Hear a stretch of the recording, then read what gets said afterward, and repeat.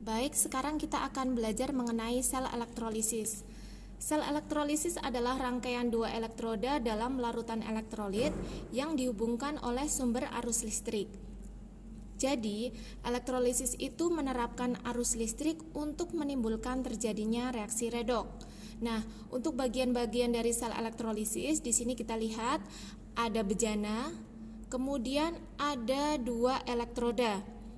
Dua elektroda ini terdiri atas katoda maupun anoda. Kemudian ada lagi di sini baterai yang berfungsi sebagai sumber arus listrik. Untuk reaksinya adalah sebagai berikut. Ketika arus listrik itu mengalir dari anoda menuju katoda, nah di sini kita melihat adanya elektron yang keluar. Adanya elektron yang keluar dari sini. Nanti dia akan masuk melewati di sini dan dia akan turun ke dalam larutan. Nah, nanti di dalam larutan elektron itu akan ditangkap oleh sesuatu. Nah, sesuatu yang menangkap elektron itu dia akan mengalami reduksi. Nah, tempat terjadinya reaksi reduksi disebut sebagai katoda. Nah, sedangkan untuk tempat terjadinya reaksi oksidasi disebut sebagai anoda. Bagaimana dengan reaksi yang terjadi di katoda? Nah, perlu kita pahami bahwa jenis katoda itu tidak berpengaruh sama sekali pada reaksi. Yang berpengaruh pada reaksi adalah zat-zat yang ada di sini, ya. Nah, di sini. Jadi dia bisa dalam bentuk leburan ataupun dalam bentuk larutan. Nah, yang pertama kita bahas jika dia dalam bentuk keleburan atau lelehan atau kata lainnya adalah cairan. Disingkatnya di sini adalah L, yaitu liquid. Nah, jika dia dalam bentuk keleburan, berarti kondisi di sini itu tidak ada air sama sekali. Jadi dia benar-benar misal kita menggunakan leburan NaCl. Berarti yang di sini hanya ada ion-ion Na+ dan Cl-.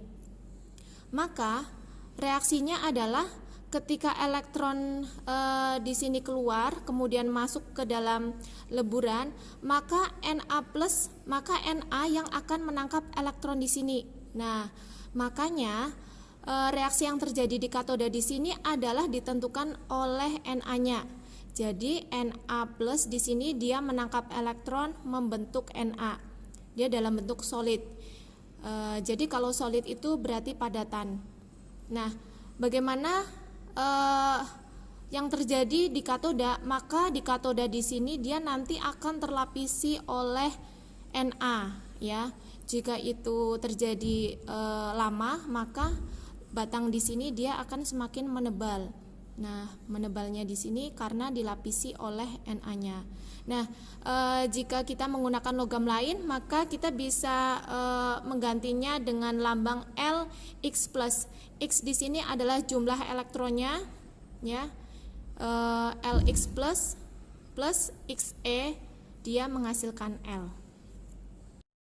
Bagaimana reaksi yang terjadi jika dia dalam bentuk larutan atau aquos?